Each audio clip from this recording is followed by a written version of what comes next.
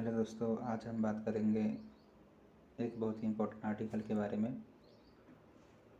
जिसका शीर्षक है why is India staring at an obesity challenge. यानी भारत मोटापे संबंधी चुनौतियों पर नज़र क्यों रख रहा है, यह चर्चा का विषय क्यों है। बात करें अगर ये हम मुख्य परीक्षा के सिलेबस से, तो यह GS1 से भी जुड़ेगा जो शहरीकरण संबंधी मुद्दे हैं उनमें, और क्या कहते हैं कि GS2 में स्वास्थ्य से जुड़ेगा, GS3 में गरीबी विकास संबंधी यानी यूनिट 1 से जुड़ेगा। तो हम बात करते हैं ये चर्चा में क्यों या वाई इन न्यूज। हाल ही में हमारे देश के प्रधानमंत्री जी ने मन की बात में कहा था कि भारत में मोटापे की समस्या बढ़ रही है। तो मैं देश के सभी लोगों से निवेदन करूंगा कि अपने भोजन में प्रति महीने 10% तेल की मात्रा में कमी लाई जाए। तो अब मोटापा क्या है या अधिक वजन क्या है, इसके संबंध में WHO कहता है जब शरीर में असामान्य अधिक मात्रा में वसा का संचयन हो जाए और जो स्वास्थ्य संबंधी बीमारियों को जन्म दे सकता है। इस संबंध में मोटापे के संबंध में कुछ आंकड़े हैं जो राष्ट्रीय परिवार स्वास्थ्य सर्वेक्षण यानी NFHS 5 ने भी दिए हैं। कहा गया कि भारत में विगत कुछ वर्षों में मोटापे की संख्या में बढ़ोतरी हुई है। सबसे पहले हम बात करते हैं महिलाओं के बारे में। तो 2015-16 जो NFHS 4 की रिपोर्ट थी उसके अनुसार महिलाओं में मोटापे का प्रतिशत 20.6 था, जो अब बढ़ करके 2019-21 के आंकड़ों के अनुसार 24% हो गया है। वहीं पुरुषों में 18.9% से बढ़ करके 22.9% हो गया है। इस तथ्य को प्रमाणित करने का कार्य किया है the recent regional health south east Asia ने, जिसमें ये बताया कि भारत में जो महिलाओं में या पुरुषों में पेट का मोटापा या कमर की परिधि है उसमें वृद्धि हुई है। यानी महिलाओं में 40% है और पुरुषों में 12%। बच्चों में भी मोटापे के संदर्भ में कुछ आंकड़े दिए गए, जिसमें ये बताया गया है कि जो 5 वर्ष से कम उम्र के बच्चे हैं 2015-16 में जहां इनकी संख्या 2.1% थी, अब वो बढ़ करके 3.4% हो गई है।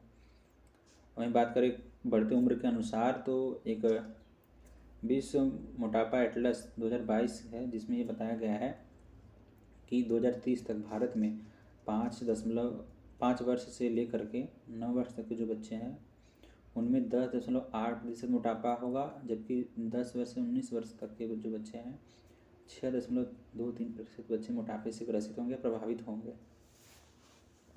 हम बात करते हैं स्वास्थ्य संबंधी खतरे, जिसको WHO ने कहा है क्या है ये। इसमें ये बताया गया कि जब उम्र बढ़ने के साथ साथ मोटापा बढ़ता है तो यह कई बीमारियों को जन्म देता है, स्वास्थ्य को खराब करता है, जल्दी मृत्यु का कारण बनता है।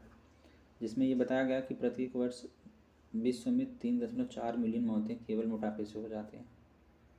मोटापे से न जाने कितनी बीमारियां होती हैं, जैसे हृदय संबंधी रोग हो गए, कई प्रकार के कैंसर हो गए, डायबिटीज़ हो गया, ऑस्टियोराइटिस हो गया।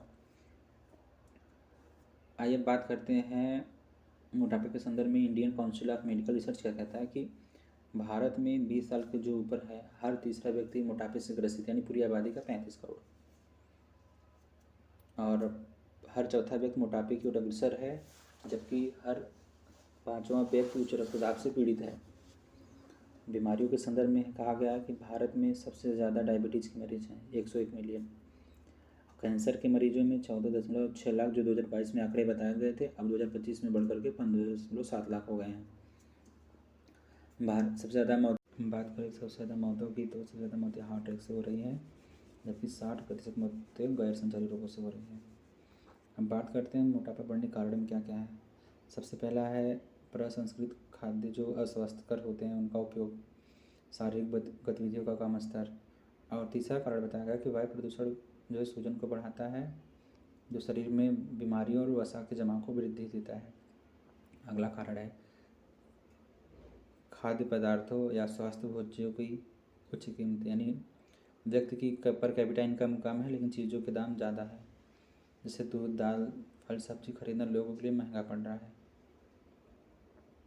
इसी संदर्भ में the state of food security report को हम कोट कर सकते हैं, जिसमें बताया गया है कि 55% भारतीय जो है हेल्दी भोजन खरीद नहीं सकते, जबकि 40% भारतीय संतुलित भोजन नहीं कर पा रहे हैं।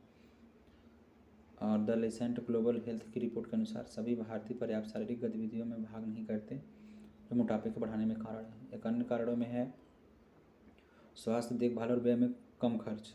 जिसमें वैश्विक मोटापा वेधशाला में बताया गया है 2019 के अनुसार कि भारत में प्रति व्यक्ति 1800 रुपये या 28.95 बिलियन खर्च किया जाता है, जो 2030 तक बढ़ करके 4700 रुपये प्रति व्यक्ति, जो जीडीपी का 1.57% होगा। अब बात करते हैं मोटापे से निपटने के उपाय में। तो मोटापे से निपटने के उपायों के लिए बहुआयामी दृष्टिकोण की आवश्यकता है। जैसे हम इसको दो भागों में कर सकते हैं। पहला होगा नीति और कार्यक्रम संबंधित समाधान, यानी क्या नीतियाँ अपनाई जानी चाहिए, क्या कार्यक्रम हो सकते हैं। जैसे जन जागरूकता चलाना, यानी लोगों को यह बताना कि मोटापा जो है स्वयं एक बीमारी है जो न जाने कितनी बीमारी जैसे मधुमेह, उच्च रक्तचाप या हृदय संबंधी बीमारियों को बढ़ाता है। उसके अलावा अन्य पॉइंट में है नियमित शारीरिक गतिविधि को बढ़ावा देने के लिए बुनियादी ढांचे का विकास करना शहरों में, जैसे साइकिल लेन, पार्कों की स्थापना करना, सार्वजनिक स्थानों और खुले व्यायामशालाओं तक मुफ्त लोगों की पहुंच बनाना, और जो उच्च प्रसंस्कृत खाद्य पदार्थ हैं उन पे अधिक कर लगाना। साथ ही साथ जो फल सब्जियां इत्यादि है उन पर लोगों की आसान पहुंच करना, ताकि लोग संतुलित भोजन ले पाएँ और मोटापे से दूर रहें। इसके अलावा है नियमित स्तर पर वजन और कमर की परिधि की माप करना, ये जो इसको स्वास्थ्य का अभिन्न हिस्सा बनाना चाहिए ताकि लोग अपने स्वास्थ्य पर ध्यान दे सकें। मोटापा संबंधी दवाओं को लाइसेंस दिया जा रहा है, लेकिन यहाँ पर ध्यान देने की बात है कि चिकित्सकों के परामर्श के अनुसार ही उनका सेवन होना चाहिए, कहीं ये नुकसान न कर जाए। इसके बाद है जो वर्क प्लेस यानी कार्यस्थल है, कार्यालय है, वहाँ पर अस्वस्थ वजन के बारे में लोगों को जानकारी देनी चाहिए। तराजू इत्यादि की उचित व्यवस्था की जानी है आसानी से, ताकि लोग उस पर वजन तौल सकें, माप सकें, और लोगों को वसा के संदर्भ में नियम बताना चाहिए और नियमित व्यायाम को जीवन का हिस्सा बनाना, इस बारे में जानकारी देनी चाहिए। स्कूलों कॉलेजों में खाने की आदत हो गई, स्वस्थ आहार है, इन सब पर ज्ञान का साझा करना चाहिए। साथ ही जैसे जापान में होता है कि वहाँ पर आहार विशेषज्ञ होते हैं जो इन सब में महत्वपूर्ण भूमिका निभाते हैं। अब बात करते हैं समन्वय हस्तक्षेप की। तो इसमें हम लिख सकते हैं जैसे कि कई मंत्रालय लाइक स्वास्थ्य मंत्रालय, परिवार मंत्रालय, सबको समन्वित प्रयास करना चाहिए।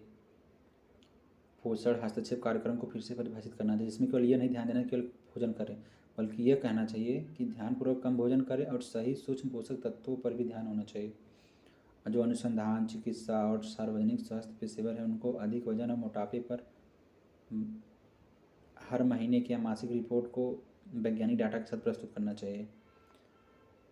जो जंक फूड है उसकी तुलना में जो स्वस्थ भोजन है वो महंगा पड़ जाता है। तो इसमें क्या है, जो ऑनलाइन प्लेटफॉर्म है उनको यह बताना चाहिए कि आप इन सब को कम दामों पर, रियायती दामों पर लोगों तक पहुँचाएँ।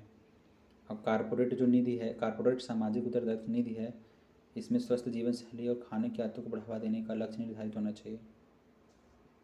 अब बात करते हैं कि खेलो India, fit India movement, eat right India, घरों में तेलों में उपयोग में कमी करना इत्यादि जो है सरकारी प्रयास किए गए हैं।